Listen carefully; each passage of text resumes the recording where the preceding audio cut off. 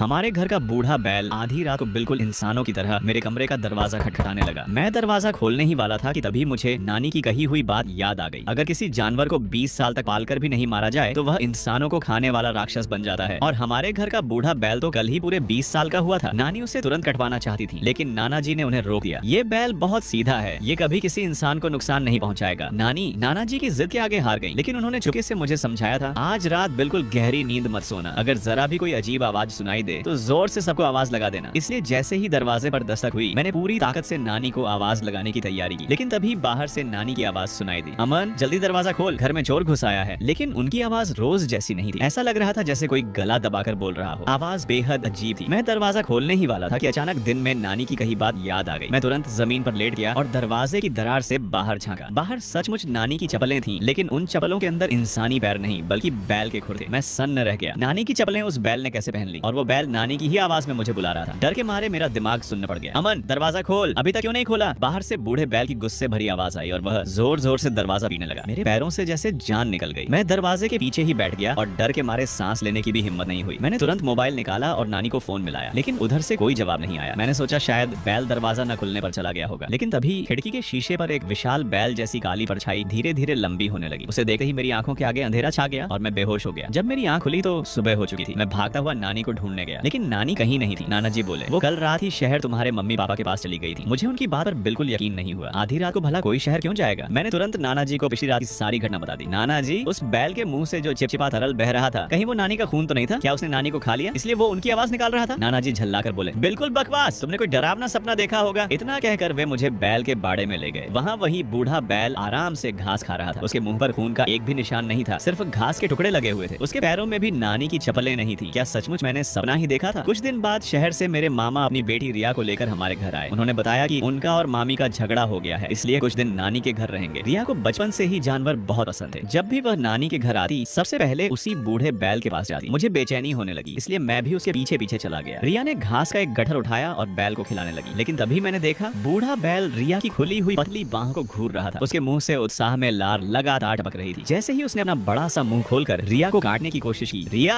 संभल कर, मैंने झट से उसे अपनी तरफ खींच लिया। बैल का वार खाली चला गया। उसने तुरंत जहरीली नजरों से मेरी तरफ देखा। मेरे पूरे शरीर में सिहरन दौड़ गई। मैंने रिया का हाथ पकड़ा और उसे तुरंत वहाँ से ले गया। उस रात मैं और रिया एक ही कमरे में सो रहे थे। हम दोनों अभी लेटे ही थे कि बाहर से मामा की आवाज आई, बेटा जल्दी बाहर आओ, हमें अभी घर वापस जाना है। तुम्हारी मम्मी आत्महत्या करने की जिद कर रही है। इतना सुनते ही रिया घबरा गई और दरवाजा खोलने के लिए उठ खड़ी हुई। मैंने तुरंत उसका हाथ पकड़कर रोक लिया और दरवाजे की दरार की ओर इशारा करते हुए कहा, पहले नीचे झुककर देखो, बाहर सच में तुम्हारे पापा ही खड़े हैं या नहीं? रिया मेरी बात नहीं समझी, लेकिन फिर भी नीचे झुककर देखने लगी। कुछ पल बाद वह बोली, तुम भी ना कैसी बेकार बातें करते हो, बाहर तो मेरे पापा के ही पैर दिखाई दे रहे हैं। मैंने भी नीचे झुककर देखा, सचमुच बाहर इंसान के ही पैर दिखाई दे रहे थे। क्या सच में मामा ही थे? लेकिन न जाने क्यों मुझे कुछ अजीब सा महसूस हो रहा था। अचानक मेरे पूरे शरीर में फिर से सिहरन दौड़ गई। मामा तो एक बड़े आदमी थे, फिर उनके पैर इतने पतले कैसे हो सकते थे? वे तो किसी छोटे बच्चे के पैरों जैसे लग रहे थे। तभी मेरे मन में एक बेहद डरावना ख्याल आया, कहीं ऐसा तो नहीं कि उस बूढ़े बैल ने किसी इंसान की खाल अपने पैरों पर लपेट ली हो ताकि हमें धोखा देकर कमरे से बाहर निकाल सके। ये सोचते ही मैंने तुरंत रिया का हाथ पकड़ लिया। बिल्कुल बाहर मत जाना, बाहर जो भी है वो तुम्हारे पापा नहीं है। रिया गुस्से में बोली, क्या तुम्हारा दिमाग खराब हो गया है? तुमने नहीं सुना मेरी मम्मी के साथ कुछ हो गया है? इतना कहकर उसने छर्र की आवाज के साथ दरवाजा खोल दिया, लेकिन बाहर एक भी इंसान नहीं था। सिर्फ ठंडी सिहरन पैदा कर देने वाली हवा चल रही थी, जिससे मेरा पूरा शरीर कांप उठा। रिया ने जोर से आवाज लगाई, पापा। तभी कुछ दूर से एक डरावनी आवाज सुनाई दी, मैं यहाँ हूँ। वो आवाज भारी और दबी हुई थी, जैसे किसी ने गला कसकर पकड़ रखा हो। हमने ध्यान से देखा, घास के बड़े ढेर के पीछे मामा खड़े थे, लेकिन उनका सिर्फ आधा चेहरा ही दिखाई दे रहा था और वो चेहरा बिल्कुल सफेद पड़ चुका था। उन्होंने धीरे धीरे अपना एक हाथ बाहर निकाला और रिया को अपनी तरफ बुलाते हुए बोले, बेटा इधर आओ। ये देखकर मेरी तो जैसे जान ही निकल गई, लेकिन रिया बिना कुछ सोचे उनकी तरफ बढ़ने लगी। मैंने तुरंत उसका हाथ पकड़ लिया, मत जाओ, वो तुम्हारे पापा नहीं है, वो बूढ़ा बैल है जिसने तुम्हारे पापा का रूप बना लिया है। रिया झुंझलाकर बोली, अमन भैया आज तुम्हें क्या हो गया है? कोई बैल भी इंसान का रूप ले सकता है और इंसानों की तरह बात कर सकता है? वो मेरे पापा ही हैं। तुम बार बार मुझे क्यों रोक रहे हो? इतना कहकर उसने मेरा हाथ छटक दिया और मामा की तरफ दौड़ पड़ी। उसी समय अचानक एक आवाज सुनाई दी, अरे तुम दोनों आधी रात को बाहर क्या कर रहे हो? ये नाना जी की आवाज थी। रिया वहीं रुक गई और घास के ढेर की तरफ इशारा करते हुए बोली, नाना जी। पापा वहीं खड़े थे, तो मुझे घर चलने के लिए बुला रहे थे, लेकिन नाना जी ने जब उधर देखा तो वहाँ कोई भी नहीं था। घास के ढेर के पीछे सिर्फ अंधेरा था। रिया ने दोबारा उधर देखा तो वह भी हैरान रह गई, नहीं अभी तो पापा यहीं खड़े थे। नाना जी बोले, तुम्हारे पापा ने आज रात शराब पी रखी है, वो तो पूर्व वाले कमरे में सो रहे हैं, फिर बाहर कैसे हो सकते हैं? इतना कहकर नाना जी हमें डांटे हुए वापस कमरे में जाकर सोने के लिए कहने लगे। लेकिन जैसे ही हम अपने कमरे में पहुंचे, रिया का चेहरा एकदम सफेद पड़ गया। उसके होंठ डर के मारे कांप रहे थे। वह धीरे से बोली, अगर वो मेरे पापा नहीं थे तो फिर वो कौन था? क्या सचमुच वो बूढ़ा बैल था? मैंने सिर हिलाया, मुझे पक्का तो नहीं पता, लेकिन मुझे भी यही लगता है कि वो हमारे घर का वही बूढ़ा बैल था, क्योंकि नानी ने कहा था कि अगर किसी जानवर को 20 साल तक जिंदा रखा जाए तो उसे तुरंत मार देना चाहिए। रिया बेचैन हो गई। वो ये देखने जाना चाहती थी कि मामा सचमुच ठीक हैं या नहीं। मैं भी उसके साथ चल पड़ा। हम दोनों पूर्व वाले कमरे में पहुंचे। कमरे में अंधेरा था। हमें धुंधला धुंधला दिखाई दिया कि बिस्तर पर कोई आदमी लेटा हुआ है। रिया ने राहत की सांस ली। शुक्र है पापा ठीक है। मैंने भी चैन की सांस ली। लेकिन जैसे ही हम वापस अपने कमरे की तरफ लौटने लगे, अचानक मेरे दिमाग में एक बात बिजली की तरह कौंधी। मैंने तुरंत रिया की बांह पकड़ ली। रिया, तुम्हारे पापा तो हमेशा से बहुत दुबले पतले रहे हैं ना? रिया बोली। हाँ, मेरे पापा कितना भी खा लें, उनके शरीर पर कभी मांस नहीं छटा। इतना सुनते ही हम दोनों के चेहरे का रंग उड़ गया, क्योंकि अभी कुछ देर पहले जो आदमी बिस्तर पर लेटा था उसका पेट असामान्य रूप से बहुत बड़ा और गोल था। रिया बिना कुछ बोले वापस उसी कमरे की तरफ भागी। मैं भी उसके पीछे दौड़ा। लेकिन जब हम कमरे में पहुंचे तो बिस्तर बिल्कुल खाली था। मामा वहां से गायब हो चुके थे। मैं अभी कुछ समझ भी नहीं पाया था कि रिया अचानक गायों के बाड़े की तरफ दौड़ पड़ी। वो रोते हुए चिल्ला रही थी, मैं उस बूढ़े बैल को मार डालूंगी, उसने मेरे पापा को खा लिया। मैं पीछे से पूरी ताकत से चिल्लाया, रिया मत जाओ, तुम उसका मुकाबला नहीं कर पाओगी। लेकिन मेरी आवाज उस तक नहीं पहुंची। हाँ, उस आवाज से नाना जी की नींद जरूर खुल गई। वो गुस्से में बाहर आए और मुझ पर बरस पड़े। आधी रात को ये कैसा तमाशा लगा रखा है। उधर रिया बाड़े तक पहुंच चुकी थी, लेकिन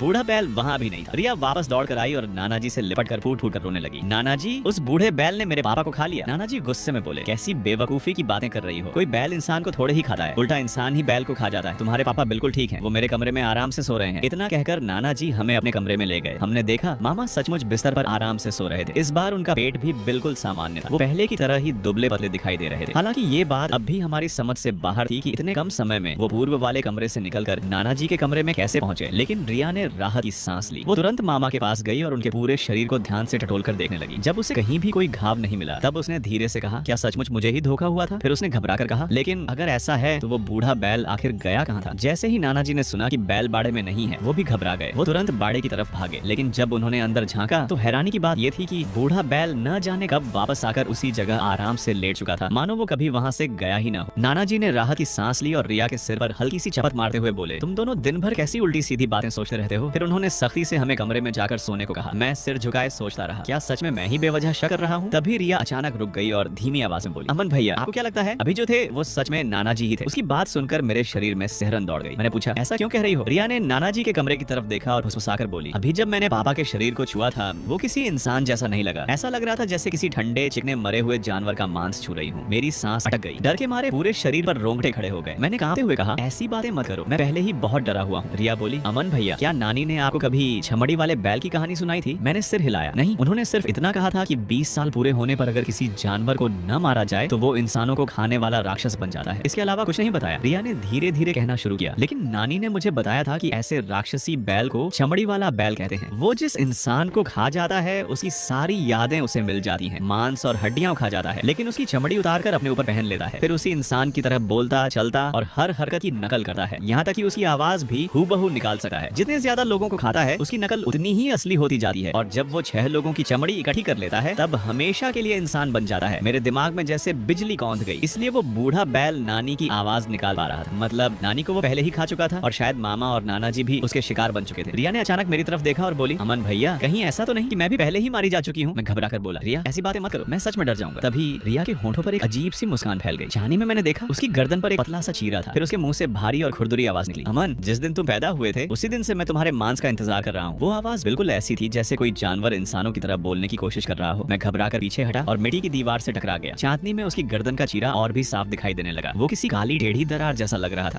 नहीं, ये नहीं हो सकता। अगर तुम वही चमड़ी वाला बैल हो तो अभी तक मेरे साथ डरने का नाटक क्यों कर रही थी? रिया डरावनी मुस्कान के साथ मेरी तरफ बढ़ी। उसकी चाल इंसानों जैसी नहीं बल्कि किसी बैल की तरह अकड़ी हुई थी। वो बोली, अमन, तुम्हारा मांस बहुत मुलायम होगा। जान बचाने की कोशिश में मैंने पास रखा एक खाली मिट्टी का घड़ा उठाया और पूरी ताकत से उसके सिर पर दे मारा। दूर हट! घड़ा उसके माथे पर टूट गया, लेकिन खून नहीं निकला। वहाँ से सिर्फ गाढ़ा पीला चिपचिपा तरल बहने लगा। वो कुछ पल के लिए रुक गई और उसके गले से बैल जैसी अजीब आवाज निकलने लगी। मौका देकर मैं उसके पास से फिसलकर पूरी ताकत से बाहर भागा। पूरा गांव सुनसान पड़ा था। चारों तरफ सिर्फ मेरे दौड़ने की आवाज और धड़कते दिल की धक धक सुनाई दे रही थी। मैंने पीछे मुड़कर देखने की भी हिम्मत नहीं की। सीधे भागकर नाना जी के कमरे पहुंचा और जोर जोर से दरवाजा पीटने लगा। नाना जी, जल्दी दरवाजा खोलिए। अंदर कुछ आहट हुई। थोड़ी देर बाद दरवाजा खुला। नाना जी कंधे पर चादर डाले बाहर आए। नींद खराब होने की वजह से उनके चेहरे पर झुंझलाहट साफ दिख रही थी। उन्होंने गुस्से में पूछा, अमन, अब क्या हुआ? आधी रात को फिर क्यों हंगामा मचा रखा है? मैं हाँफते हुए बोला, रिया अब रिया नहीं रही, वो उसी बूढ़े बैल का रूप है। मेरी जुबान डर के मारे लड़खड़ा रही थी। मैं कांपते हुए हमारे कमरे की तरफ इशारा करने लगा। नाना जी ने उधर देखा, फिर मेरी तरफ देखकर बोले, बिल्कुल बकवास, डर ने तुम्हारा दिमाग खराब कर दिया है। अभी तो तुम्हारी बहन तुम्हारे साथ ही कमरे में गई थी। मैं लगभग रोते हुए बोला, मैं सच कह रहा हूँ। उसने खुद कहा कि वो मुझे खा जाएगी और उसकी गर्दन के पीछे एक लंबी दरार भी थी। नाना जी कुछ पल तक चुप रहे। उनके चेहरे का गुस्सा धीरे धीरे गायब हो गया और उसकी जगह एक अजीब सा भाव आ गया, जैसे उन्हें मुझ पर तरस भी आ रहा हो और चिंता भी। उन्होंने धीरे से कहा, बेटा शायद तुम नानी को बहुत याद कर रहे हो, इसी वजह से तुम्हारा दिमाग डर से भर गया है। आओ अंदर चलकर थोड़ा पानी पी लो। नाना जी एक तरफ हट गए। मैं कुछ पल झिझका, लेकिन डर के बीच कहीं ना कहीं मुझे उम्मीद थी कि शायद सच में सब ठीक हो। मैं उनके कमरे के अंदर चला गया। कमरे में एक धुंधली सी लालटेन जल रही थी। मामा अब भी बिस्तर पर लेटे हुए थे। उनके ऊपर रजाई थी और वो दीवार की तरफ मुंह के बिल्कुल चुप पड़े थे, जैसे बाहर का शोर उनसे कोई मतलब ही न रखता हो। नाना जी ने मुझे पानी का कटोरा देते हुए कहा, लो इससे पी लो, तुम्हारा डर निकल जाएगा। लगता है तुमने कोई बुरा सपना देखा है। मैंने पानी पी लिया। ठंडा पानी गले से उतरते ही दिल की धड़कन थोड़ी सामान्य हुई, लेकिन तभी मेरी नजर नाना जी के पैरों पर पड़ी। उन्होंने कपड़े के जूते पहन रखे थे, लेकिन उनके खड़े होने का तरीका कुछ अजीब था। उनका बायां पैर हल्का सा बाहर की तरफ मुड़ा हुआ था। मेरा दिल जोर से धड़क उठा, क्योंकि मेरे असली नाना जी कभी इस तरह खड़े नहीं होते थे। ये नाना जी नहीं थे, या फिर पूरी तरह नाना जी नहीं रह गए थे। मेरे हाथ से पानी का कटोरा छूट गया। ठना कटोरा जमीन पर गिरकर टूट गया और पानी चारों तरफ फैल गया। नाना जी ने पहले टूटे हुए कटोरे को देखा, फिर मेरी तरफ देखा। अब उनके चेहरे पर कोई भाव नहीं था। उन्होंने ठंडी आवाज में पूछा, इतनी लापरवाही क्यों? मैं कांपते हुए बोला, तुम आखिर हो कौन? मैंने उनके जवाब का इंतजार नहीं किया। मैं तुरंत दरवाजे की तरफ भागा, लेकिन दरवाजा पता नहीं कब बंद हो चुका था। मैंने पूरी ताकत से उसे खींचा, मगर वो जरा भी नहीं खुला। तभी पीछे से नाना जी की आवाज आई, अमन भागने की कोशिश मत करो, पूरा परिवार हमेशा साथ रहना चाहिए। मैं डर कर पलटा। मेरी पीठ दरवाजे से लगी हुई थी। नाना जी धीरे धीरे मामा के बिस्तर के पास गए, फिर बोले, अब नाटक छोड़ दो, बच्चा बहुत डर गया है। इतना सुनते ही मामा धीरे धीरे उठकर बैठ गए। उन्होंने मेरी तरफ मुंह घुमाया। चेहरा तो उनका ही था, लेकिन उनकी आंखें बिल्कुल खाली थी और होठों पर वही डरावनी मुस्कान थी जो कुछ देर पहले रिया के चेहरे पर थी। फिर नाना जी मुस्कुराते हुए बोले, छठी चमड़ी, बस एक और चमड़ी मिल जाए, फिर वो हमेशा के लिए इंसान बन जाएगा। अब उसे सिर्फ तुम्हारी जरूरत है। डर के बावजूद मेरा दिमाग थोड़ा शांत हुआ। मुझे नानी की बात याद आई। चमड़ी वाला बैल इंसानों की चमड़ी पहनकर उनका रूप लेता है। उसे पूरा इंसान बनने के लिए एक और चमड़ी चाहिए थी। शायद नाना जी या मामा की चमड़ी पूरी नहीं थी, इसलिए अब उसी नजर मुझ पड़ी। मैंने गुस्से में पूछा, मेरी नानी और मेरे मम्मी पापा, क्या उन सबको भी तुमने? वो मुस्कुराया, फिर नाना जी की आवाज में बोला, तुम्हारी नानी का स्वाद बहुत अच्छा था, वो हमेशा सतर्क रहती थी। अफसोस, उसे अपने पति पर बहुत भरोसा था। ये सुनते ही मेरा खून खौल उठा। उसने नाना जी का चेहरा और आवाज इस्तेमाल करके सब कुछ कबूल कर लिया था। मैंने पास रखा मोटा डंडा उठाया और पूरी ताकत से उसकी तरफ दौड़ पड़ा। शायद उसे उम्मीद नहीं थी कि मैं हमला कर दूंगा। वो एक तरफ हट गया, डंडा उसके कंधे को छूता हुआ निकल गया। उसी समय बिस्तर पर बैठे मामा भी अकड़ते हुए उठने लगे, लेकिन तभी मैंने देखा मामा के सिर की जगह एक विशाल बैल का सिर दिखाई देने लगा। मैं डर के मारे जोर से चीखा और अचानक मेरी आंख खुल गई। क्या हुआ तुम्हें? तुम्हारी वजह से मेरी भी नींद खुल गई। रिया पर्दा हटाकर बाहर आई और आंखें मलते हुए मुझे घूरने लगी। उसे देखते ही मैं बुरी तरह घबरा गया। मैं तुरंत बिस्तर से कूदकर दरवाजे के पास जा खड़ा हुआ। रिया हैरानी से बोली, आखिर हुआ क्या है तुम्हें? मैंने तुरंत उसकी गर्दन की तरफ देखा। वहाँ कोई चीरा नहीं था, उसकी गर्दन बिल्कुल साफ थी। क्या कल रात भी मैं सिर्फ सपना ही देख रहा था? मैंने हिचकिचाते हुए पूछा, रिया क्या तुमने कल रात मुझे चमड़ी वाले बैल की कहानी सुनाई थी? रिया हैरानी से बोली, चमड़ी वाला बैल? वो क्या होता है? कल रात नाना जी हमें डांटकर कमरे में भेजने के बाद हम दोनों तो सीधे सो गए थे। ये सुनकर मैंने राहत की सांस ली। लगता है सचमुच वो सब सिर्फ एक सपना था। थोड़ी देर बाद नाना जी ने हमें नाश्ते के लिए बुलाया। मैं रसोई में पहुंचा तो देखा कि मामा आराम से बैठकर दलिया खा रहे थे, लेकिन सबसे बड़ा झटका मुझे तब लगा जब मैंने नानी को भी वहीं बैठे देखा। मैं खुशी से दौड़कर उनके गले लग गया। उनके शरीर से वही जानी पहचानी हल्की सी रीठे वाले साबुन की खुशबू आ रही थी। नानी ने मुझे गले लगाकर मुस्कुराते हुए कहा, अरे मेरे बड़े लाडले, अभी तो बस कुछ ही दिन हुए हैं और तुम मुझे इतना याद करने लगे। उनकी आवाज, उनकी मुस्कान, सब कुछ बिल्कुल वैसा ही था जैसा मुझे याद था। मेरे दिल का बोझ आखिर उतर गया। लगता है अब तक जो कुछ भी हुआ वो सिर्फ एक लंबा और डरावना सपना था। मैंने राहत की सांस लेते हुए पूछा, नानी आप कब वापस आई? नाना जी तो कह रहे थे कि आप मम्मी पापा के पास शहर गई हैं। नानी मुस्कुराई, हाँ बेटा, काम खत्म होते ही लौट आई और तुम्हारे नाना जी बिना मेरे बिना घर संभाल नहीं पाए। देखो तुम दोनों बच्चों को इतना डरा दिया कि डरावने सपने आने लगे। इतना कहकर उन्होंने मुस्कुराते हुए नाना जी की तरफ देखा। नाना जी चुपचाप सिर झुकाए दलिया खा रहे थे। उन्होंने बस हल्का सा हूं कहा, लेकिन सिर तक नहीं उठाया। मामा भी मुस्कुराकर मुझसे बातें करने लगे। सब कुछ बिल्कुल सामान्य लग रहा था। मैं भी बैठ गया और नानी के हाथ का परोसा हुआ दलिया खाने लगा। मन में ऐसा लग रहा था जैसे खोई हुई खुशी वापस मिल गई। लेकिन तभी मेरी नजर अनजाने में नानी के पैरों पर चली गई और मेरा पूरा शरीर ठंडा पड़ गया। उनके साफ कपड़े के जूते के किनारे सूखी हुई काली मिट्टी का एक निशान लगा था। उसका आकार बिल्कुल किसी बैल के खुर जैसा था। क्या ये सिर्फ संयोग था या फिर शायद नानी ने मेरी नजर पकड़ ली थी? उन्होंने तुरंत पैर झटके हुए कहा, सुबह बैल के बाड़े में गई थी, उस शरारती बैल ने पानी की नांद उलट दी, इसलिए जूते में मिट्टी लग गई। उनकी बात बिल्कुल सही लग रही थी। मैंने खुद को समझाया और चुपचाप खाना खाने लगा, लेकिन न जाने क्यों हर निवाला मेरे गले से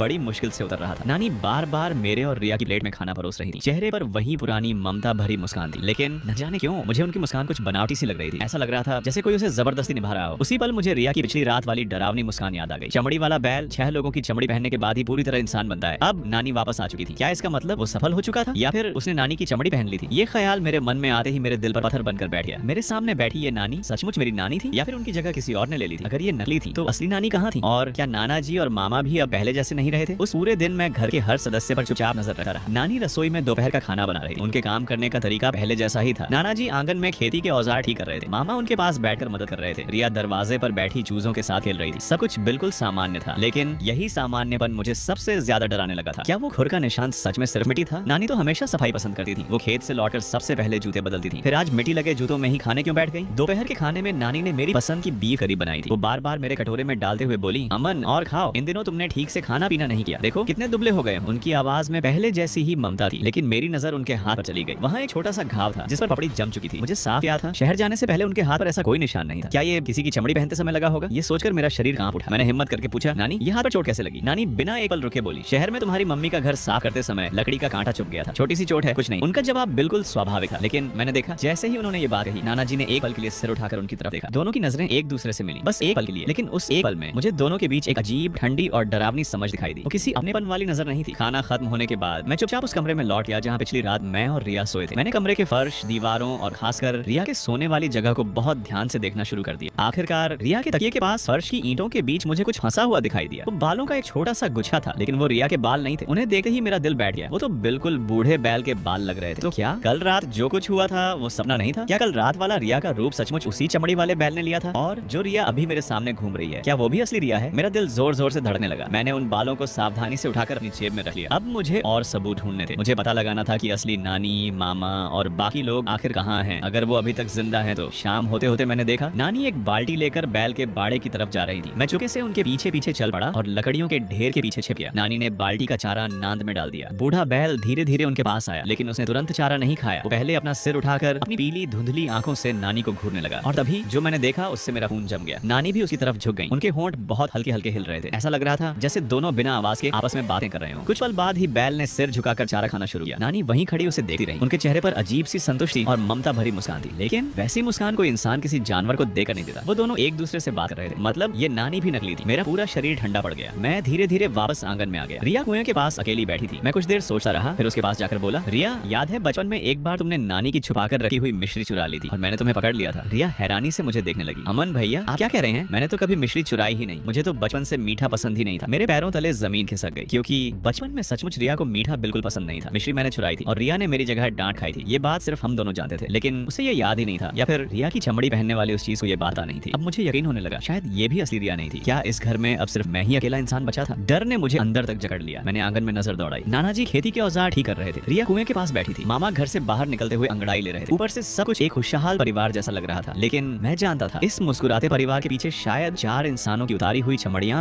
और 4 खूनी राक्षस छिपे हुए थे। उन्होंने मुझे चारों तरफ से घेर लिया था और अब अगला शिकार मैं था। मैं क्या करूं? भाग जाऊं? लेकिन इतना सुनसान गांव, क्या वो मुझे इतनी आसानी से जाने देंगे? अगर मैं सबको सच बताऊं तो कौन मेरी बात मानेगा? उल्टा शायद उसी वक्त मुझे मार डाले। तभी नानी बाड़े से वापस लौट आई। उन्होंने मुझे और रिया को साथ खड़ा देखा। फिर वही डरावनी ममता भरी मुस्कान उनके चेहरे पर फैल गई। उन्होंने कहा, अमन क्या बातें कर रहे हो अपनी बहन से? चलो अंदर आ जाओ। आज रात मैं तुम दोनों के लिए बहुत स्वादिष्ट खाना बनाऊंगी। लेकिन उन्होंने स्वादिष्ट खाना शब्दों पर कुछ ज्यादा ही जोर दिया। मैंने उनकी तरफ देखा, फिर धीरे धीरे अंधेरा होते आसमान की तरफ, और बाड़े में खड़े उस बूढ़े बैल की आंखें मुझे अंधेरे में भी चमकती हुई दिखाई दे रही थी। मेरे मन में एक ही ख्याल आया, शायद आज रात का खाना ही मेरी आखिरी दावत बनने वाला था। उससे पहले मुझे सच जानना होगा, या फिर जिंदा बच निकलने का कोई रास्ता ढूंढना होगा। अचानक मुझे एक बात याद आई। तहखाना। नानी ने कभी कहा था अगर कभी बड़ी मुसीबत आए तो तहखाने में छिप जाना। हो सकता है वहीं कोई राज छिपा हो, या फिर वहीं मेरी जान बच सके। मैंने अपने चेहरे पर जबरदस्ती सामान्य मुस्कान लाई और कहा, ठीक है नानी, मैं अभी आता हूँ। मैंने ऐसा दिखाया जैसे मैं उनकी बात मानकर घर के अंदर जा रहा हूँ, लेकिन मेरा दिल जोर जोर से धड़क रहा था, क्योंकि रसोई के कोने में एक पुराने बोरे के नीचे उसी तहखाने का दरवाजा छिपा हुआ था।